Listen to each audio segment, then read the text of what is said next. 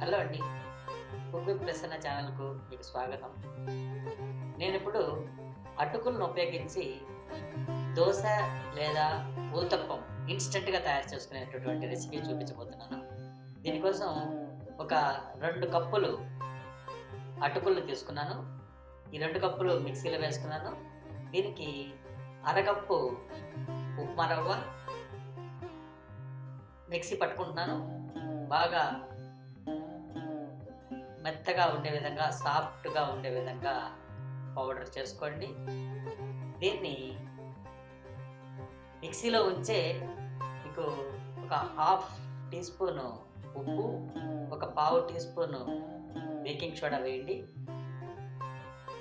2 table spoons curd add చేయండి. తర్వాత కొంచెం నీళ్లు యాడ్ చేసి దాన్ని ఇంకొకసారి మళ్ళీ మిక్సీ వేసుకోండి.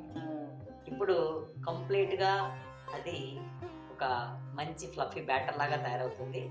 ఆ బ్యాటర్ని ఒక బౌల్లోకి ట్రాన్స్ఫర్ చేసుకొని దాన్ని కొంచెం నీళ్ళు యాడ్ చేసి దాన్ని దోశ బ్యాటర్ కన్సిస్టెన్సీకి వచ్చే విధంగా బాగా కలుపుకోవాలి. సో చాలా సాఫ్ట్గా ఉంటుంది పిండి. దోశ బ్యాటర్ కన్సిస్టెన్సీకి తీసుకొచ్చుకున్న తర్వాత ఒక 10 నుంచి 15 నిమిషాల పాటు దీన్ని మనం పక్కన పెట్టేద్దాం. తర్వాత 15 నిమిషాల తర్వాత దాన్ని చూడండి, దానిలో ఉప్పు కావాలంటే మార్చుకోండి, లేదంటే థిక్గా ఉంటే నీళ్ళు యాడ్ చేసుకోండి, లేదంటే డైరెక్ట్గా పిండిని వాడుకోవచ్చు. మనం దోశ ఊతప్ప 2 వేయబోతున్నాం కాబట్టి ఆ కన్సిస్టెన్సీ మీరు చూసుకోవాలి. దాని మీద కొంచెం గ్యాస్ పెట్టాలి. ఫస్ట్ దోశ ఎలా చేయాలో చూపిస్తాను. ఈ దోశ కోసం ప్యాన్ని బాగా వేడి చేసుకొని ప్యాన్ మీద 2 గరిటెలు పిండి వేసి దోశని బాగా పలుచగా రుద్దుకోవాలి. రుద్దుకున్న తర్వాత దాని మీద మంచిగా ఆయిల్ వేయండి. ఆయిల్ వేసి బాగా ఒక పక్క రోస్ట్ అయ్యే విధంగా కాల్చుకోండి. తర్వాత దాన్ని ఫ్లిప్ చేసి మళ్ళీ రెండో పక్క కూడా బాగా కుక్ చేసుకోండి. ఈ విధంగా 2 పక్కల కుక్ చేసుకున్నటువంటి దోశని సర్వింగ్ ప్లేట్లోకి తీసి పక్కన పెట్టేసుకోండి. ఇప్పుడు నేను రెండవది ఊతప్పం చూపిస్తాను చూడండి. ఊతప్పం కూడా ఇదే విధంగా ఉంటుంది.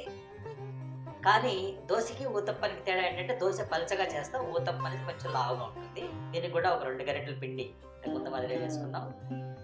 కానీ ఇంతకుముందు బాగా దాన్ని పలచగా అద్దాం, కానీ ఇప్పుడు అలా చేయడం అవసరం లేదు. దీని మీద స్ప్రెడ్ చేయకుండా అట్లాగే ఆనియన్ వేసుకోండి. కొంచెం ఇష్టమైతే పచ్చి ఆనియన్ వేసుకోవచ్చు. ఆనియన్, పచ్చిమిరపకాయలు, ఇంకా ఇష్టం ఉంటే ఇవి కొంచెం జింజర్ పీసెస్ కూడా వేసుకోండి. జస్ట్ ఆయిల్ కొంచెం స్ప్రింకిల్ చేసుకోవాలి. ఆ తర్వాత దాన్ని కవర్ చేసి బాగా కుక్ చేయాలి. ఎందుకంటే పిండి కొంచెం మందంగా ఉంటుంది కాబట్టి, లావుగా ఉంటుంది కాబట్టి, ఈ థిక్నెస్ ఎక్కువ ఉంటుంది కాబట్టి కొంచెం ఎక్కువసేపు ఉడికించాలి. దాన్ని ఫ్లిప్ చేసి 2 వైపు కూడా ఉడికించండి.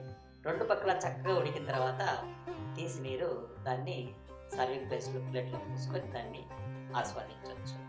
చూడండి, 10 నిమిషాల్లో దోశ బ్యాటర్ లేకుండా, ఊతప్పం బ్యాటర్ లేకుండా ఊతప్పాన్ని దోశని వేసుకొని మనం ఎంజాయ్ చేసాం. మీకు ఈ వీడియో నచ్చినట్లయితే ఈ వీడియోని లైక్ చేయండి, మా ఛానల్ని సబ్స్క్రైబ్ చేయండి. Thank you very much.